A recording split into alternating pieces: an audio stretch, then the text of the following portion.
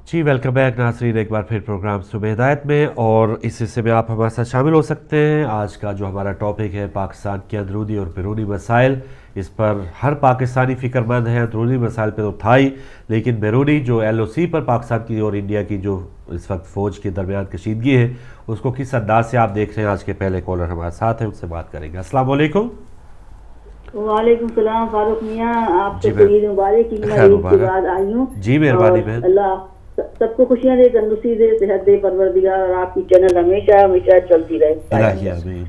जी अभी जो हाल हो रहा है, जैसे कि वो इसका मैंने ये कैलकुलेशन निकाला है, जो सारा हालात जायजा लेती हूँ कि ये जो बॉर्डर पे हो रहा है छेड़छाड़, ये अपने हुक्मरान उन्हीं की शरारत है। और वो हो ये रहा है कि जैसे फर्ज करें कि आपके इस बाजू घूम के बात उस बाजू तक आई है कि ज़रब अब जो हो रही है उसके लिए सऊदी भी खिलाफ है कि उनको क्यों मारा जा रहा है तालिबान को, और अपना जो बैठा है वो खिलाफ है। कुछ लोग अपनी कंट्री के भी कि इनको क्यों मारा जा रहा है, इनको क्यों खत्म किया जा रहा है, क्योंकि कराची के अंदर भी हो रहा है बराबर ये सब। तो उनकी इसको डाइवर्शन करने के लिए टेंशन को फौज की इस तरफ रुख किया है ताकि इधर भी उनको अटेंशन आ जाए और उनको थोड़ा छोड़ दे।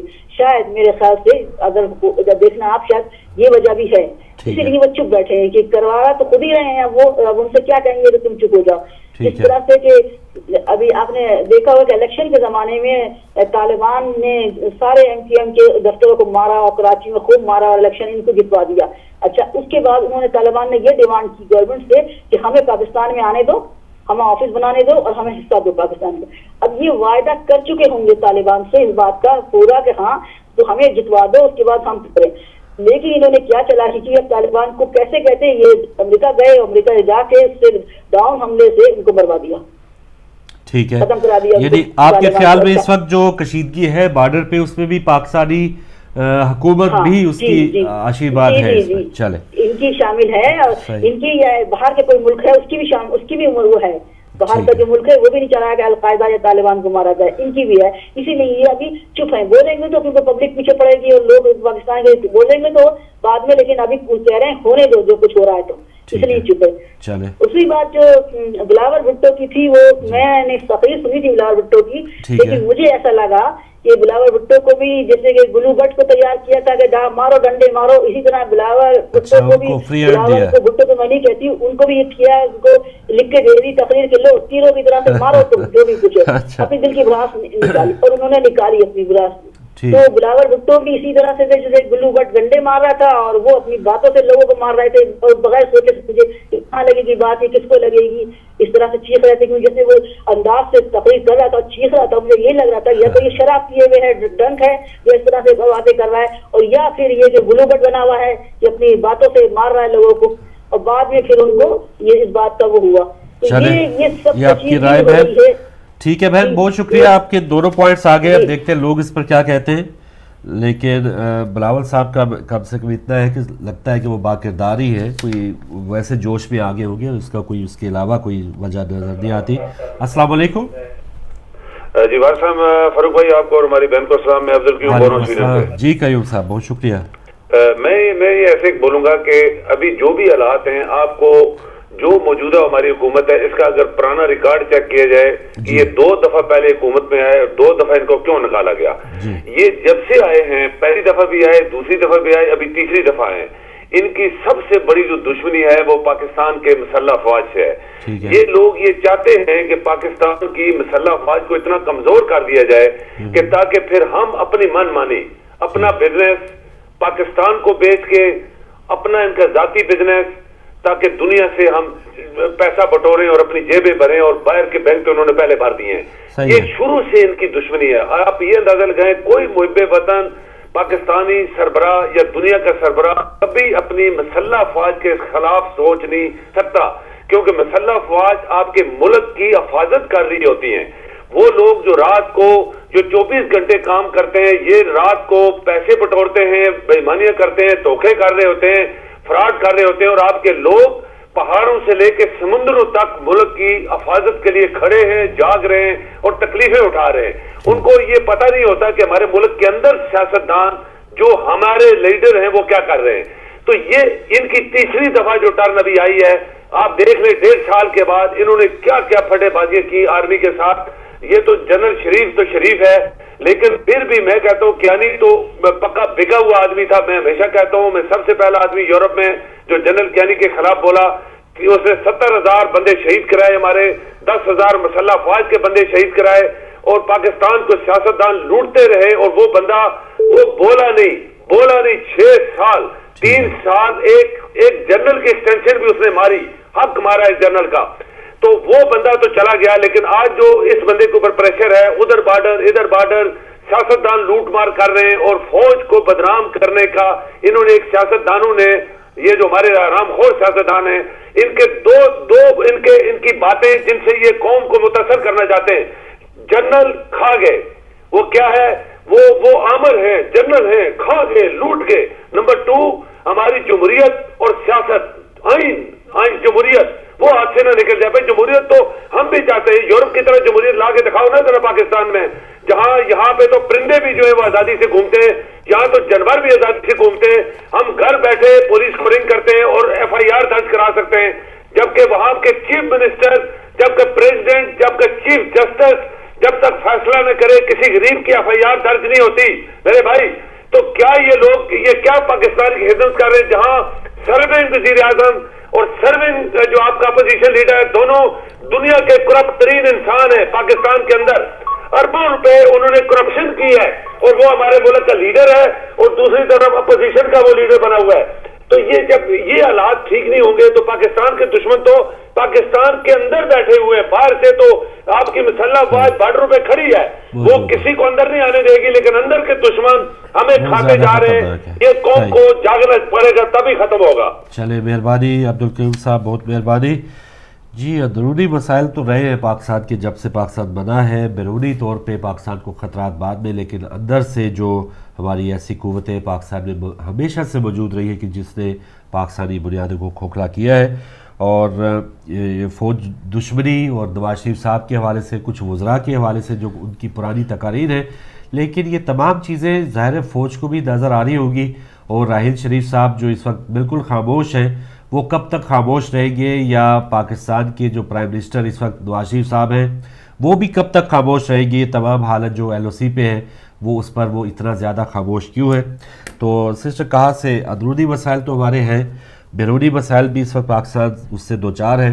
اور بعض ایسے ممالک میں جب بھی اس قسم کے اندرونی مسائل رہے ہیں یا ہوتے ہیں، جب بیرونی طور پہ مسائل آتے ہیں یا کسی اور ملک آپ پر حملہ کرتا ہے، تو یہ ایک موقع ضرور قوموں کے لیے آ جاتا ہے کہ وہ آپس میں متحد ہو جاتے ہیں. اس سے پہلے بھی پاکستان کی جو جنگیں ہو چکے، اس وقت پاکستانی جو تھے آپس کا انتشار بھول کے یکجہتی اور بالکل بھائی چارے کے ساتھ انہوں نے تمام مردانہ وار میں مقابلہ کیا. تو ایک تو یہ بھی سلسلہ ہو سکتا ہے کہ آپس کے اختلافات اب اس وقت چھوڑ چھاڑ کے ہم جو بیرونی جو عناصر ہیں، ان جو پاکستان کے دشمن ہیں، ان کے لیے کم سے کم ہم ایک زبان ہو کے بولے تو صحیح. اس وقت یہاں پر جو آل پارٹیز کانفرنس کی جو بات کرتے ہیں، یہاں پر بھی ایک ضروری آل پارٹیز کانفرنس نہیں کہ سب سربراہان پاکستان کے مفاد کے لیے اور پاکستان کی جو بقا کے لیے ایک جگہ اکٹھے ہوں. ایک کالر آگے، پہلے پھر اس پر اسی پوائنٹ پر آپ سے رائے لیں گے. السلام علیکم. جی آپ آ چکے. السلام علیکم. وعلیکم السلام. السلام علیکم پربھو بھائی. وعلیکم السلام نقوی صاحب، ویلکم سر. بہن آپ کو بھی سلام ہو. وعلیکم السلام بھائی. ٹاپک تو بہت اچھا آپ نے آج رکھا ہے، پر ایک چھوٹی سی بات کروں گا. تو آج میں نے ٹاپک پہ بات کام کرنی ہے، آپ سے 2 سوال کرنے ہیں. جی بالکل صحیح. پہلی بات تو یہ ہے کہ ایک عورت تھی تو وہ ایک پیر کے پاس گئی تو کہنے لگی کہ میرا خامن گھر آتا ہے تو مجھے مارتا ہے اور گالیاں دیتا ہے. ٹھیک ہے. تو آپ کوئی تویز دیں جس کی وجہ سے وہ مجھے مارنا چھوڑ دے، گالیاں دینا چھوڑ دے. ٹھیک ہے. تو اس نے ایک تویز دیا. اس نے کہا کہ جب تیرا خامن تجھے گالی دینی شروع کرے نا تو یہ تویز تو نے اپنے منہ میں رکھ دینا ہے. ٹھیک ہے. تو اس نے وہ تویز منہ میں رکھ لیتی تھی. اور کچھ دنوں کے بعد پیر کے پاس گئی تو کہنے لگی جی آپ کا تویز بڑا اچھا ہے. اس نے تو لڑائی بند کرا لی ہے. اچھا. تو پتا چلا کہ بی بی کی اپنی زبان اتنی تیز تھی کہ جس کی وجہ سے لڑائی ہوتی تھی اور جس کی وجہ سے وہ مارتا تھا. صحیح ہے. تو اور زبان ایک انسان ایسی استعمال کرے جس پہ الزام نہ لگے. الزام لگاتے ہوئے انسان اپنی ذات کو سوچے کہ میں کس مقام میں، میرا مقام کیا ہے، میری عزت کیا ہے. صحیح. آج بلاول اگر شراب پیتا نظر آتا ہے انہیں تو وہ نظر نہیں آتا جس کی جوانیاں ساری جو ہے ڈسکو ہیں اور کلبوں میں اور پبوں میں گزری ہیں، جس کو یہ ہیرو بنا کے آج لیڈر بنا کے بیٹھی ہوئی ہیں. ٹھیک ہے. اس کی تو ساری جوانی اس نے اپنی کتاب میں بھی لکھا کہ میں نے ساری جوانی پبوں میں اور ڈسکو میں گزاری ہے. ٹھیک ہے. اور آج نیا پاکستان جو بنا رہا ہے، کیا نیا پاکستان میں یہی ہوگا کہ ہر گلی کی نکڑ پہ ایک پب ہوگی اور شہر کے بس میں ایک ڈسکو ہوگی، اور پب کے ساتھ نیا پاکستان ہوگا؟ اور پب کے ساتھ ساتھ طالبان کا ایک دفتر بھی ہوگا. وہ بھی ہوگا. صحیح ہے. اور کیا یہ ایسے نئے پاکستان میں ہے کہ ہماری بہو بیٹیاں جو ہیں وہاں جا کے جین پہن کے ڈانس کریں گی؟ چلے یہ پوائنٹ تو آپ کا آ گیا. جمعے کے روز نماز کی بجائے ابرار آ کے وہاں پہ کنسرٹ کرے گا. چلے یہ تو آپ کا آ گیا. نہیں غصہ چڑھتا ہے اس بات پہ، بات کرتے ہوئے انسان کم از کم یہ تو سوچے کہ میں بات کیا کر رہا ہوں. چلے بہرحال آتا ہے، ان کے درد دل کو میں پسند کرتا ہوں، وہ درد دل رکھتی ہیں، میں ان کی عزت بھی کرتا ہوں، احترام بھی کرتا ہوں، لیکن سوچا کریں بات کم کرنے. اختلاف رائے حسن ہے، وہ اپنی رائے، آپ کی اپنی رائے، دونوں محترم ہیں. نہیں بات کرتے ہوئے سوچتے ہیں نا انسان. آپ نے بھی تردید کر دی ہے اس کی. تو آج میں آپ سے 2 سوال کرتا ہوں. اچھا میرے سوال ابھی رہتے تھے. جی بسم اللہ. اس میں یہ ہے، پہلے تو میں آپ سے یہ سوال کرتا ہوں کہ آپ مجھے یہ بتائیں کہ ابھی تک بڑا زور شور پھیلا ہوا تھا کہ میں نظام بدلنے آ رہا ہوں، میں نے نظام بدلنا ہے، 62 اور 63 کو جو ہے نافذ کرنا ہے. تو 62 63 آئین میں تو یہی آتا نا، جھوٹا نہ ہو، بد کردار نہ ہو، جھوٹ نہ بولے، یہی ہے. تو آپ مجھے یہ بتائیں کہ جب خود انسان اپنی پاک رسول صلی اللہ علیہ وسلم کی حدیثوں کو توڑ مروڑ کے بیان کرے اور آدھی حدیثیں کھا جائے اور مطلب کی بیان کرے کہ اب وہ جھوٹ میں نہیں آتا ہے بالکل. تو 62 63 میں تو وہ خود پہلے نہیں اترتے.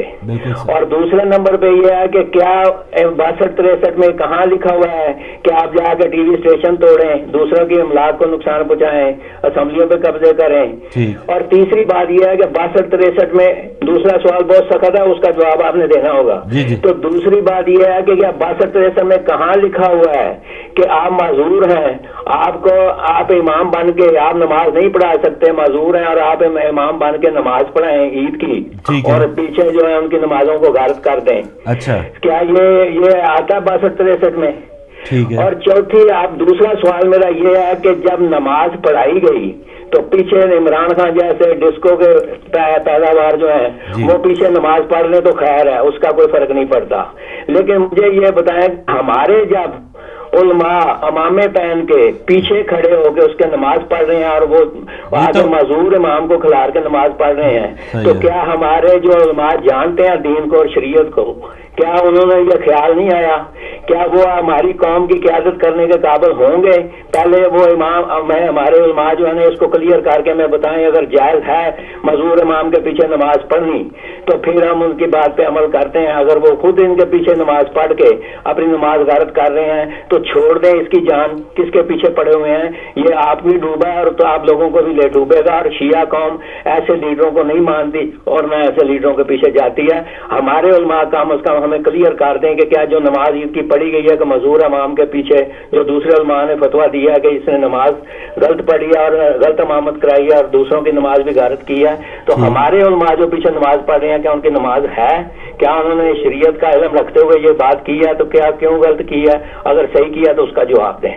آپ جواب دیں وہ بھی دیں. تھینک یو جی، مہربانی، شکریہ جی. یہ بالکل صحیح سر. میں ایک ہیڈ لائن ہے یہاں پر، وہ کہ ایوب ہزاروی صاحب ان کا یہ بیان آیا ہے کہ معذور امام کے پیچھے نماز جائز اور سنت سے ثابت ہے.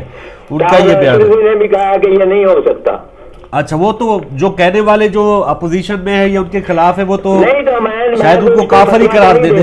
میں فتویٰ نہیں بھائی دے رہا، میں پوچھ رہا ہوں کہ ہمارے امام ہمیں واضح کر کے بتائیں کہ کیا یہ ٹھیک ہے. اور یہ ایک سر خبر اور بھی ہے کہ حضور صلی اللہ علیہ وسلم میں اخبار کی یہ جو لکھے ہے اس میں خود جو حضور جب بیمار تھے تو اس میں انہوں نے بیٹھ کے نماز پڑھائی تھی. تو یہ میں نے آپ کے لیے اطلاع کے لیے. لیکن انہوں نے ہوا میں سجدہ نہیں کیا. اچھا وہ آگے کی تو بحث وہ ظاہر ہے. چلو وہ ہمارے علماء بتائیں اگر صحیح ہے تو ہم ان کے پیچھے ہیں، اگر نہیں صحیح تو وہ اس کو کلیئر کریں.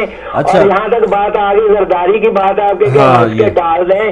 میرے بھائی اس نے یہی کہا تھا کہ کھپے پاکستان، اس لیے کہا تھا کہ پاکستان کو بچاؤ، پاکستان بچاؤ گے تو بچے گا. اگر ان جھگڑوں میں پڑ گئے تو پاکستان تباہی کے کنارے پہ پہلے ہی دھرتوں نے لا کے کھڑا کر دیا اور اب آگے اور کھڑا کر دو گے. اب آپ کو کیا لگا نقوی صاحب 5-6 سال میں پاکستان بچا ہے یا پاکستان اور بھی اجڑا ہے؟ آپ کو کیا لگا سر؟ جس مقام پہ پاکستان بے نظیر کی شہادت کے بعد پہنچا دیا گیا تھا، یہ زرداری کا ہی کام ہے کہ اس نے اپنا خون معاف کر کے، اپنی بیوی کا خون معاف کر کے پاکستان کو بچایا، ورنہ جس حالت میں پاکستان کو بچا دیا گیا تھا بیوی کی شہادت پہ، پاکستان اس وقت تباہ ہونے کے قریب تھا۔ یہ کھپے پاکستان کا نعرہ لگا کے انہوں نے پاکستان کو روکا اور پھر دوبارہ کے بچایا۔ کیا مسائل اس وقت، کیا مسئلہ کیا تھا؟ پاکستان کیوں ٹوٹ سکتا تھا سر؟ پاکستان اتنا کمزور ہے۔ وہ اس لیے ٹوٹ سکتا تھا کہ جب پنجاب میں آئی تو سندھ پنجاب میں آتے ہیں تو ان کو مار دیتے ہیں، ان کو پھانسیاں دیتے رہے ہو، اور یہ انہوں نے ختم کیا کہ پنجاب ہو یا سندھ ہو، پاکستان پاکستان ہے۔ اور 30 لاکھ سوات کے جو ہے آئی ڈی پیز ہیں وہ پاکستان پیپل پارٹی نے عزت سے گھر بھیجے ہیں، وہ گھر گئے ہیں، آج 10 لاکھ ہو رہے ہیں۔ باقی جہاں تک قادر گیلانی کی بات کرتے ہیں، پیپل پارٹی کے وزیر اعظم تھا لیکن 30 سیکنڈ میں اس کو گھر بھیج دیا گیا تھا، اور 30 سیکنڈ میں گھر جانے والے وزیر اعظم کی کیا طاقت تھی؟ سارے فوڈ معاف ہے اسے، سارے فوڈ معاف ہے اس کو۔ نہیں، کوئی معاف نہیں ہے۔ آپ یہ بتائیں کہ جب پیپل پارٹی کے پاس جرم ہو تو راتوں رات آپ کی ایف آئی آر بھی کٹ جاتی ہے، راتوں رات آپ گرفتار بھی کر لیتے ہیں، جس پہ 3 ایف آئی آر کٹ چکی ہے۔ اتنی آسانی سے نقوی صاحب، اتنی آسانی سے پنجاب حکومت نہیں کاٹ رہی تھی، اور وہ بڑا وہ مظاہرہ ہوا ہے، لاش رکھی گئی ہے، تب کہیں جا کے پھر رہے ہیں، وہ تو ابھی تک پھر رہے ہیں جن پہ 3 ایف آئی آر کٹی ہوئی ہے مائل ٹاؤن کے سانے کی، اور تو آپ ساتھ دیں نا سر، آپ ساتھ ہی نہیں دے رہے، وہ تو باہر پھر رہے ہیں، آپ ان کے ساتھ ہیں اسی لیے تو پھر رہے ہیں۔ ہم نے تو یہی کہا نا کہ فروغ بھائی، ہم نے یہی کہا کہ ہم نواز شریف کو نہیں بچا رہے، ہم جمہوریت کو بچا رہے ہیں، تو پھر ہم نے آپ جمہوریت کو آپ ایسا کہیں، کوڑے کھائے ہیں، نقوی صاحب ہم نے 600 آدمیوں کو پھانسی لگوائی ہے۔ صحیح، آپ کا لیڈر اگر کہتا کہ اب نواز شریف صاحب آپ پہ یہ الزامات ہیں، آپ ہٹے، جمہوریت چلتی رہے گی، کسی اور کو وزیر اعظم بنا دے، آپ الزامات ثابت کریں، جس طرح گیلانی صاحب کو آپ کہتے تھے، یہ ساری باتیں آپ کو کہنا چاہیے تھا نہیں؟ یہ تو اپنے ضمیر کی بات ہے نا، گیلانی کا ضمیر زندہ تھا، انہیں حکومت نہیں پہ دیکھی، اس نے لا کو دیکھا، قانون کو نافذ ہوتے دیکھا تو وہ گھر چلا گیا۔ یہ قانون نہیں سمجھتے، یہ بدماشیاں کر رہے ہیں۔ اور جو گلو بھٹ کی وہ بات کہہ رہی ہے نا ہماری آپا بیچاری، اس کو آپ سمجھ نہیں ہے اس بات کی، جو اس کو بلاؤ کہ گلو بھٹ کہہ رہی ہے نا، آپا گلو بھٹ شیشے توڑتا ہے لوگوں کے، اور اسے لوگوں کی گاڑیاں توڑی ہیں۔ بلاول بھٹو مر رہا ہے اپنے ملک کے لیے، ملک کے لیے کہہ رہا ہے صاحب کو، اگر پاکستانی ہو تو اس کے ساتھ کھڑے ہو کے اس کے جذبات کو دیکھو۔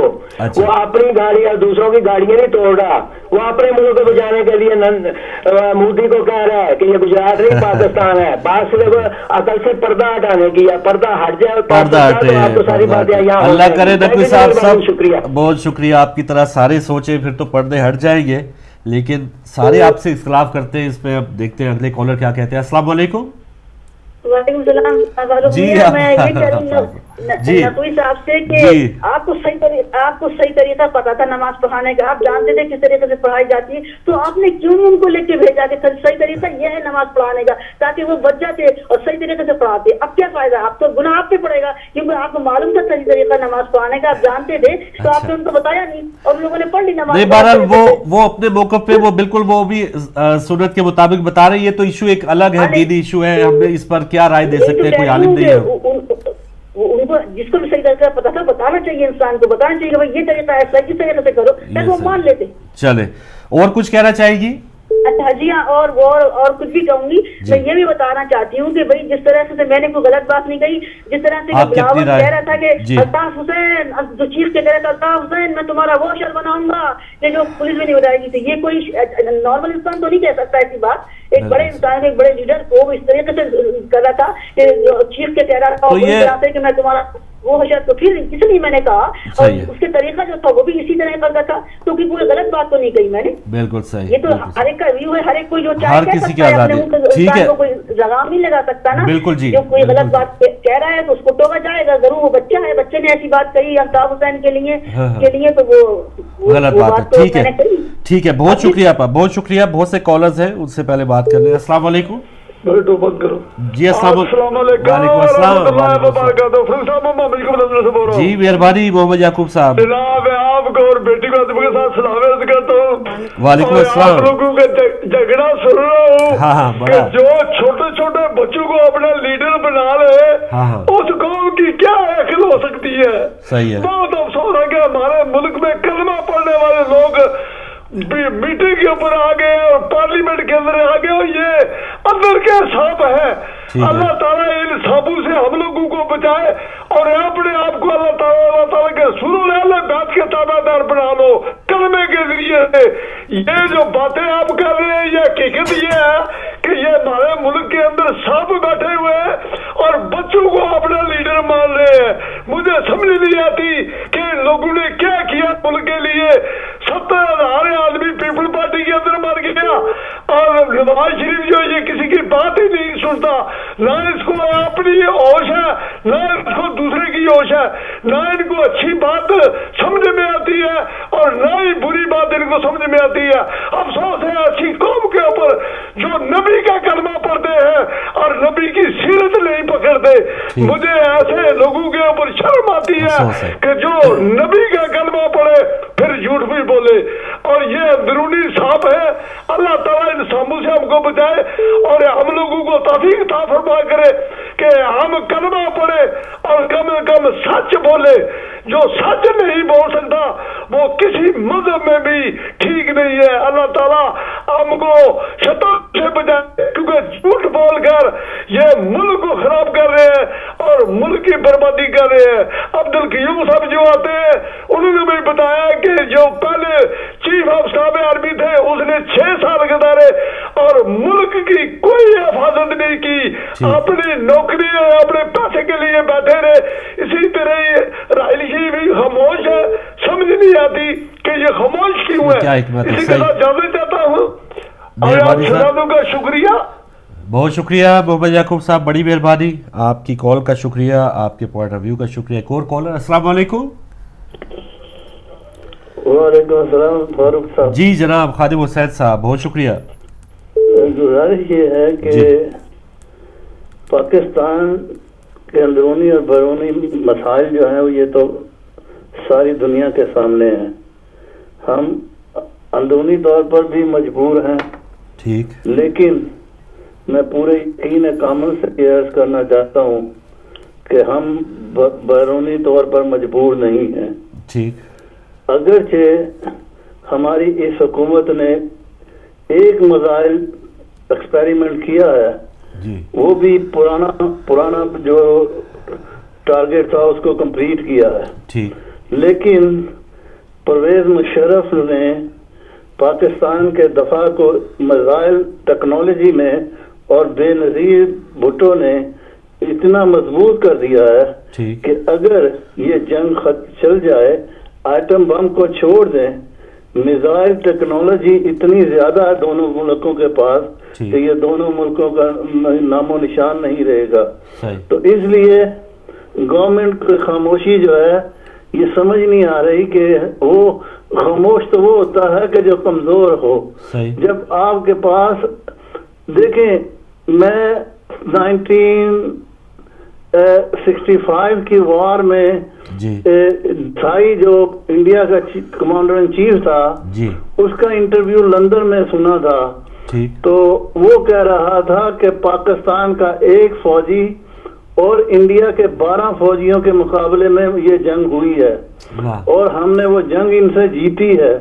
और कल एक जनरल साहब ने भी इंडिया के मुबस्सरीन को ये बताया कि हमने 65 में तुम्हारे दांत खट्टे कर दिए थे, तो आपको सबक सीखना चाहिए। 62 में आपने चाइना से मार खाई और 65 में हमने तुम्हें रास्ता दिखा दिया। तो हमारी कौम और मुजाहिद जो हैं वो इंशाल्लाह अपने पूरे मेयार पर उतरेंगे, लेकिन ये जो हुक्मरान बैठे हुए हैं ये अपनी तजारती और अपनी माली वजूहात की बनाकर पाकिस्तान को नीचा दिखा रहे हैं। पता नहीं मैं आगे क्या कहूँ, मैं इजाज़त चाहता हूँ। बहुत शुक्रिया खादिम साहब, बड़ी मेहरबानी, आपकी कॉल का शुक्रिया। बिल्कुल सही बात कि अंदरूनी मसाइल ज़रूर हैं। हमारी लीडरशिप का हाल देख लें और लीडरशिप से जो हमारी वाबस्तगी और उम्मीदें हैं और अंधी तकलीदें हैं, इसका हाल आप देख लें कि कोई अगर कत्ल हुआ है उसकी मज़म्मत नहीं है, लेकिन उसको भी डिफेंड करने की बात हम कर रहे हैं। इस पर वापस आके बात करेंगे अंदरूनी बैरूनी मसाइल पाकिस्तान की असल में है क्या, इस छोटी सी ब्रेक के बाद।